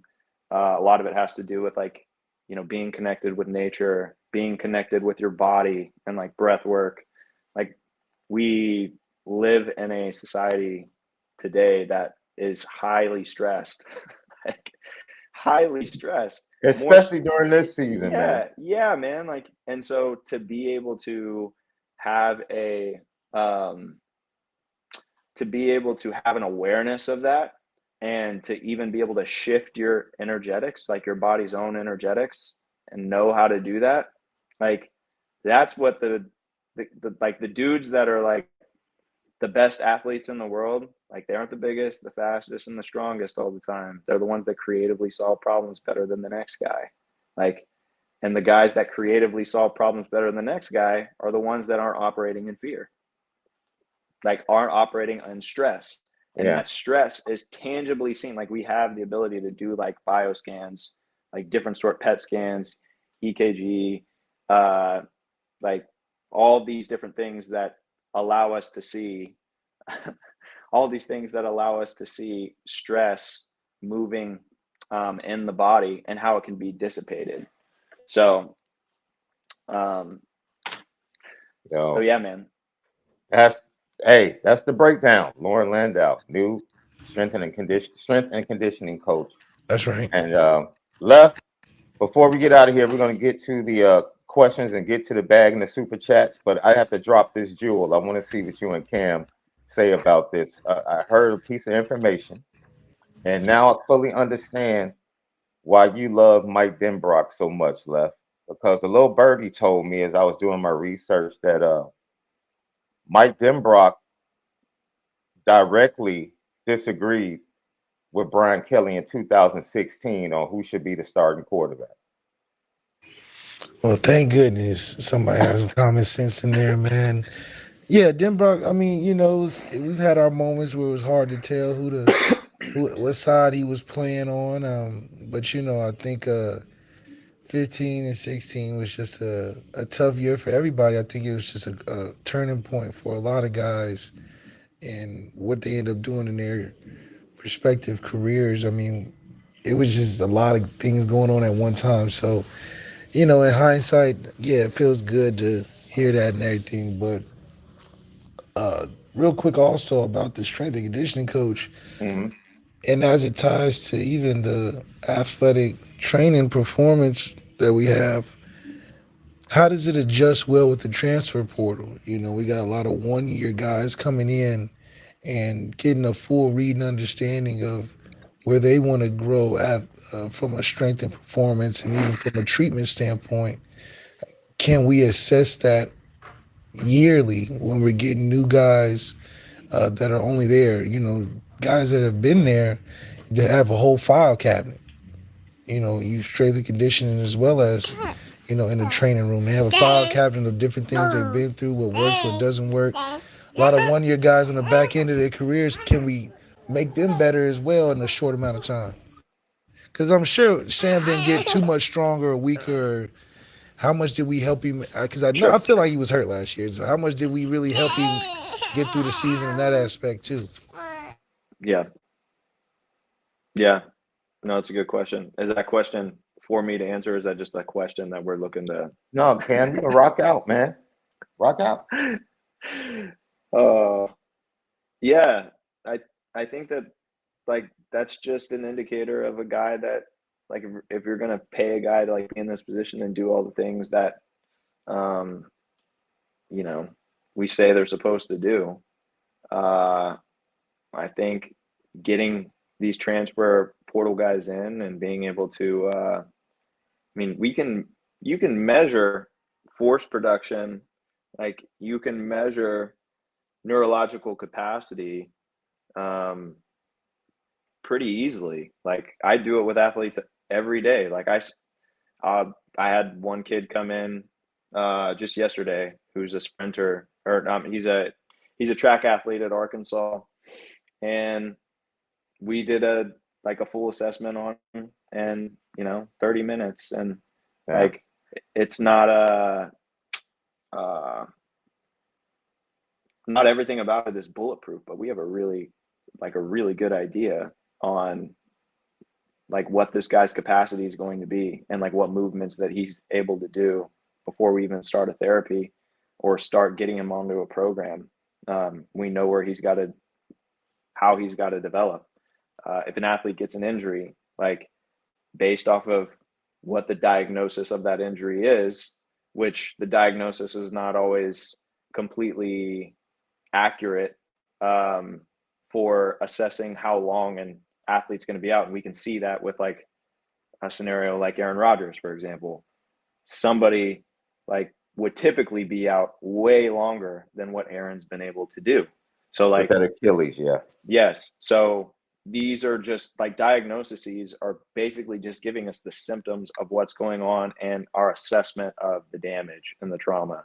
But the path to get back is subjective to how the individual athlete applies themselves in their therapy. And the track that you give them is an extremely important part of that, because a lot of these guys, like especially these younger college guys, they don't have the skill set yet and the awareness of their body to know exactly what track they need to be on. So they're going to trust, the guys that are put in their inner circle to be able to, help them get back. Whereas, if you really want to collapse your healing timeline, like you've got to create innovative approach. Like you have to have some sort of innovative approach. You have to like find something that other people are doing and getting success with, that other people that are going the traditional route aren't getting the success with. And I just think that again, this space has been kind of outdated for a long time. Like the fact that we still talk about ice and stem, I think is just really a huge indicator of that. Like if that is still a protocol that you're using, you were outdated. I don't care. Like I may be offending people with this. Like I don't care anymore. Like because I've seen athletes literally get effed up because of this. And it pisses me off because it's an ignorance thing at this point, and it's an ego thing at this point, and it's a lazy thing. Like it's something that people are lazy and they're not willing or able to now innovate and adapt to a quickly changing sports science realm that is like really starting to hit a hockey stick of innovation. And there's so many tools and so much resources, like so many resources out there that are available to do some really cool things. Like, and I don't know, like it's my own personal desire to like really see like my alumni like take advantage of that to do something extraordinary in this space. So I guess that would be the answer. That would answer that question for you, Malik. I know personally, I've taken advice. I've taken advice from Cam, as I strengthen my body, from what I've recently gone through. And when I'm done, breathing, meditation, and I was already, for years, my family would say, dude, why are you so country? Like, what are you talking? Why do you always walk around barefoot everywhere? Like, dude, it just feels good. Like, and I wasn't applying it to the fact of grounding and becoming one with nature, but it was just like, yo, I hate walking in shoes. I have to walk in shoes, but like, dude, I feel like it just negatively impacts my feet. It does, because you can't get the negative charge from the earth. Like, if you don't have conductive materials on your feet, like you can't get that therapeutic benefit, which is huge, like enormous. Hey, check this out. Did you know that house pets before, like, there was no such thing as cancer or diabetes or like the inflammation, arthritis, all these things that pets get these days that are indoor pets? None of that existed. Like, pets didn't get any of those diseases until we started putting them inside. And now, like, when we think of like why you actually even ground a house, like you ground a house to prevent fires. Like, so now let's think of inflammation. Okay. Inflammation is the indication that you have too much stress in your body. Your body is literally now on fire. And grounding discharges that immediately. We are electric beings, like fundamentally, like like our neuro and bioelectricity predetermines everything that happens in our body biochemically. We're human Teslas. Yeah, something like that. So being connected to Earth, which is also an entity, like a living entity that has electric impulses, like that stuff's huge, man. Like if y'all get anything out of the podcast today, like ground, man, like make it a part of your daily practice. Make it a sacred part of your any client that like I'm working with. That's part of their protocol is to wake up in the morning, get your like water and minerals in, get out into the yard, get some sunlight and get some grounding. And if it's like, if you're in Buffalo and you can't walk outside of your door, then go buy a grounding mat. Those things actually work. Like I tested them out. And you can literally, I have videos of me working with guys to where we see body voltage changes from just getting on one of these mats. It works. Like it helps. Go check out Andrew Huberman, go check out Gary Brecka, go check out what these guys are saying about this. Like these are the thought leaders in neurobiology and neuroscience right now. These are the thought leaders like in this space, creating drastic changes. And they have some good information on all of this. There's plenty out there for you to look at. Lucky Lefty podcast. Let's get to these questions and then we can get out of here. We thank you guys for being so great in the chat today. Great conversation about the return of Mike Denbrock. as offensive coordinator, tight end coach, and then Lauren Landau as the S&C at Notre Dame. Super chat, Andrew Gilmore. Thank you for the super chat. Nick Saban is the gold standard in terms of building a coaching staff. This 24 ND staff rivals anything Saban has done. Great job, Coach Freeman. Appreciate that, Andrew. Another super chat from Raymond Harton. MF era, love this move. We appreciate it. Another super chat from our girl, Just One ND Gal. 3 9s for our number 9 recruiting class. Be careful about Brady Quinn, though, Malik. Also, Sam really tarnished his legacy by deciding to sit out the bowl game after our place was announced. Rude and mean. Cam, Marcus Freeman seemed a bit upset about Sam not playing, when asked about it, the way he said, man, you need to ask Sam. Like, don't even ask me about that. But do you feel a certain type of way? I'm excited to see Steve Angeli, honestly. I am. It's like, all right, I know what Sam is, so. I mean, there definitely be a level of frustration. I guess I think of, I come from the time where things were shifting with all of that. Like, there weren't a bunch of guys sitting out for bowl games when I was playing, so I have a little bit more of a old school mentality on that. The Florida State thing is like mind-boggling. Yeah, we played in we played in the Pinstripe Bowl my junior year, Zach Martin's senior year, and Zach wasn't sitting out. He was first round draft pick, now like future Hall of Famer, and like he wasn't bailing on.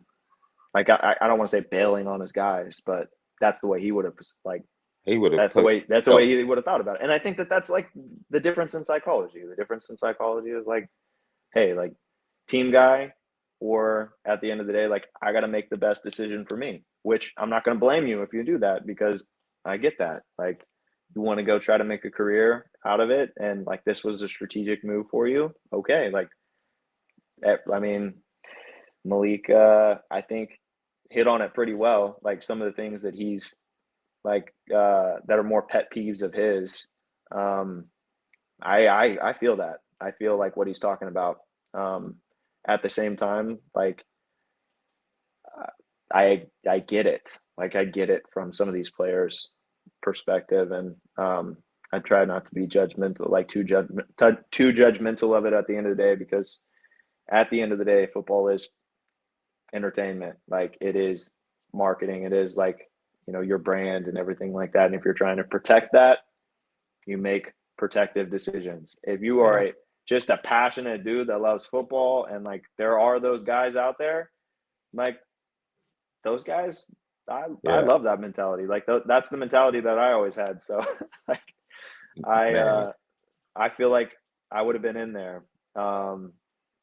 But it's hard to say. Yeah, it's a contractual thing. I think it's the unwritten contractual agreement.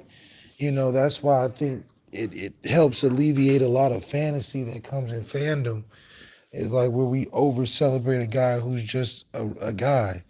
And, when we looked at it from a objective standpoint, okay, you didn't live up your contract. So you telling us that you sitting out, good. It keeps the program healthy when we got the expectations of what you did or didn't do, and the subjectiveness of you just being good, and it doesn't quantify how it helped or hurt the team, is where we stay in that purgatory situation where we can't figure out how we produce a lot of NFL players but can't put together the seasons to win championships. So I do think that Sam was a great case study in comparison to a Jack Cohn case study, which I think should give us enough, to know what we're getting into with this Riley Leonard situation. But I do think the state of the program is moving forward in a positive way, especially with this strength and conditioning hire. I know Cam broke it down like a master on the different things that from a evolution standpoint where we need to get to in the training game. And I think that comes with time, us keeping up with the Joneses almost. I think Marcus Freeman has done a good job of making that be pretty apparent, and it's going to bode well for the guys benefiting from it. Man, recovery is the first thing that I got from this podcast. Like, dude, that's the change that we should see immediately next season. Like, because injuries happen. It's sports.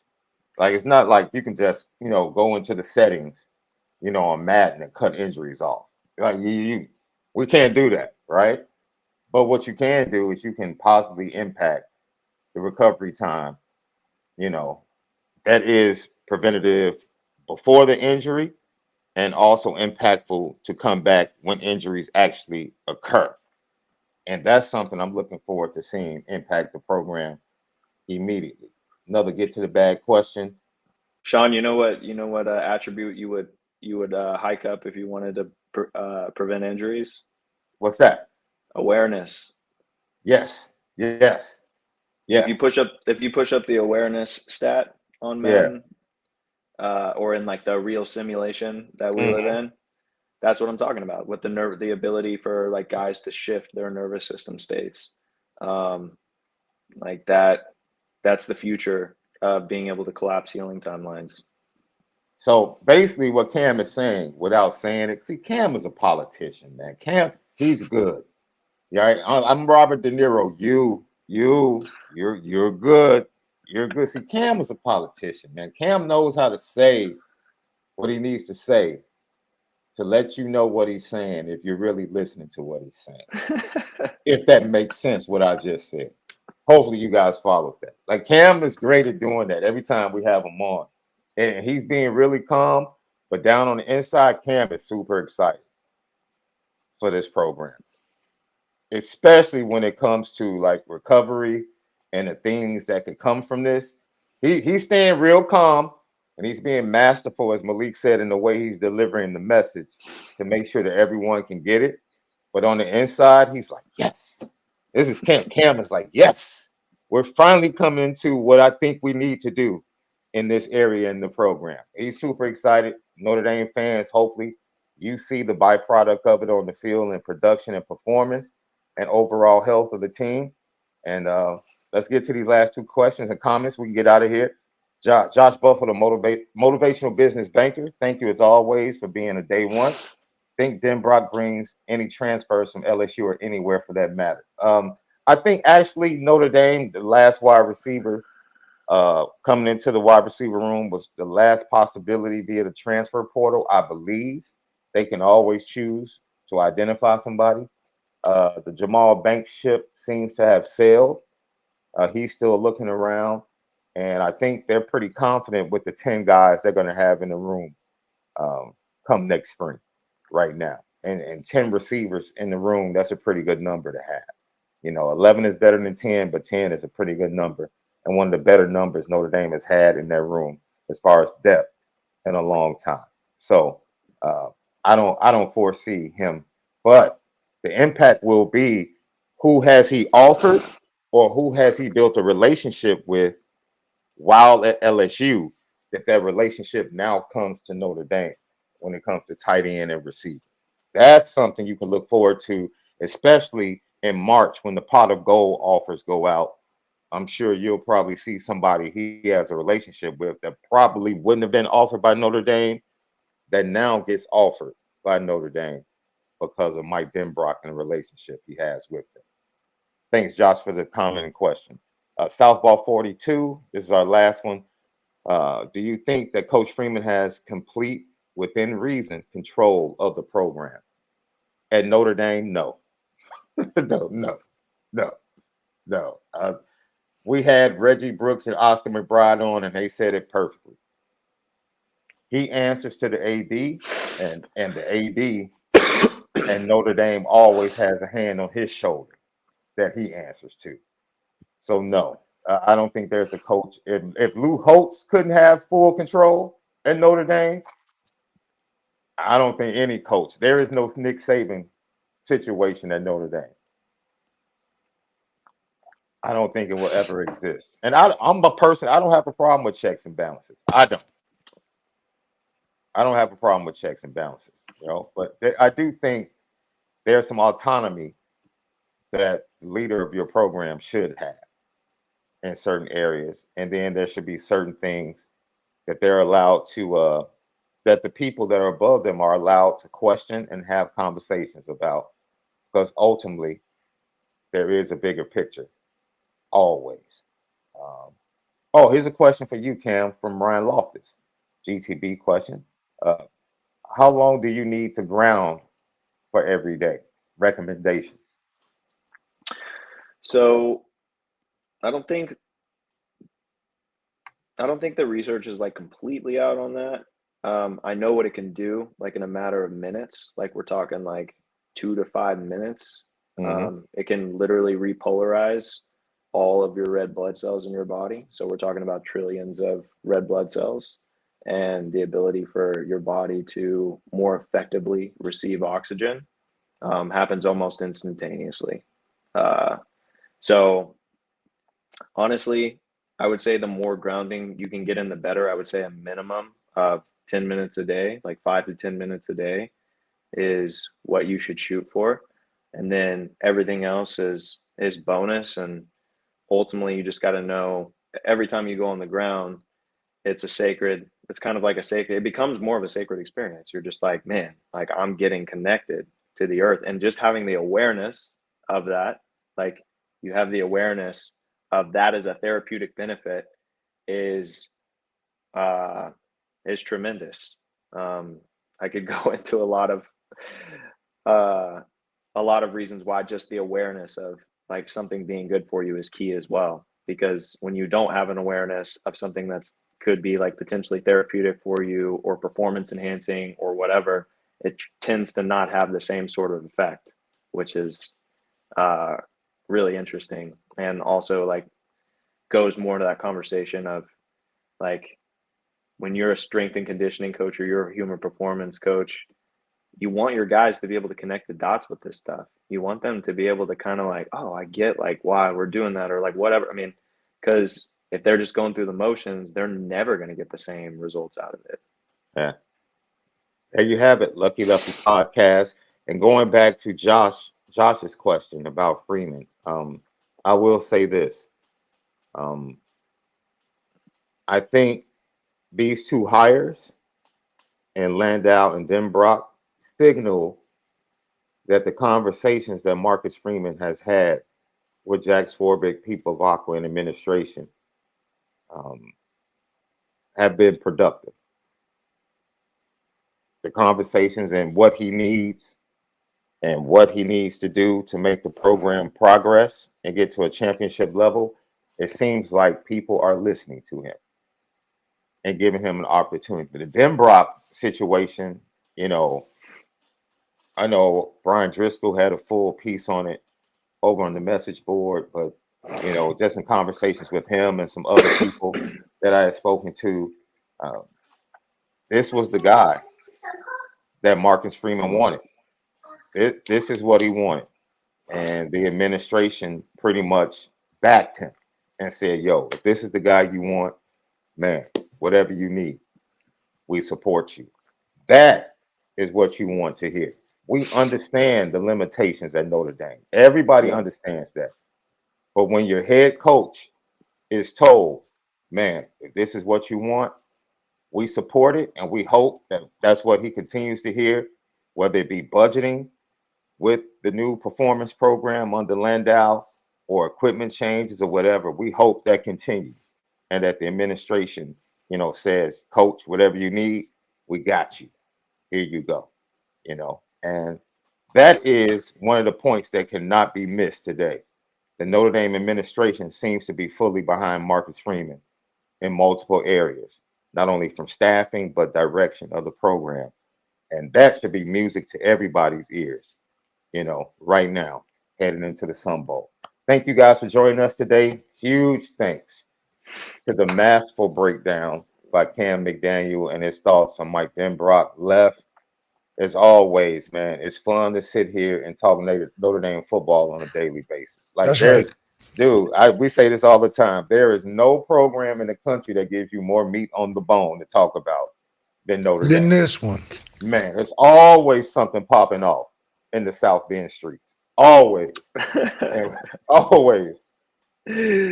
For sure. And we greatly appreciate it. To everyone traveling during the holiday season, we say once again, man, we speak and pray that you arrive at your various destinations in safety and then arrive back home in safety as well. Enjoy your family, enjoy the holiday season. And Left, you have any closing comments? There's no reason to do petty train today because why mess up the vibe, Left? The vibe is Yeah, wonderful. Great day. No reason for a petty train. We'll say petty train for after the holiday. So we'll hit you with yeah. the next TD petty Jakes train. petty. Yeah, I just had to throw that out Oh, there. dude. Is TD Jakes petty or is that clip petty? Yeah, You're wrong for that, Left. You're yeah, Oh wrong. that's petty. man. Oh shoot. He down there where you at, Cam? Down there in Yeah. Texas, man. Yeah. Oh yeah. Oh yeah. And Hey, Cam, I'm very pulling. very I'm, familiar with TD.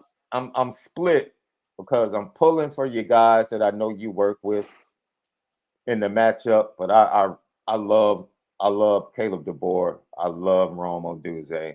I love Michael Penix, man. I'm really split on that game. I am. Yeah, man. It was a great game last year when they played in the bowl.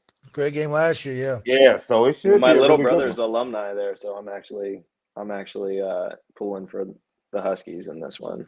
Are you? So, Okay. Yeah. I mean, Okay. I support Quinn and like support like guys that I don't really work with anybody else with Texas right now. I know that they're using some of our technology, but yeah, like my brother's got that. He's got that Husky alumni, so like I'm gonna ride on that for this game. And Who do you have wanna winning it all, Cam?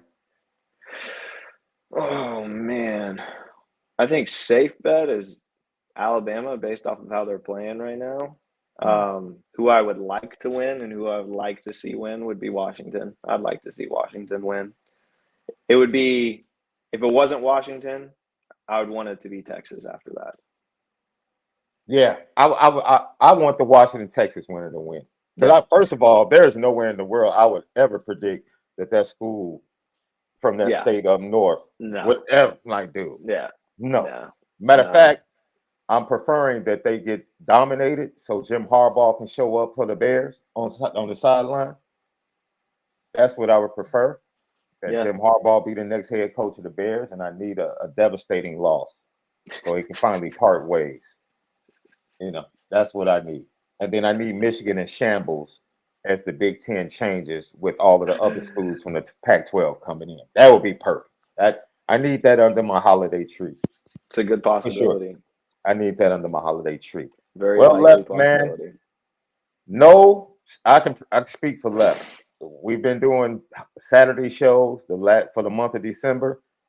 I don't think that's going to happen tomorrow. It can. You're open, Left?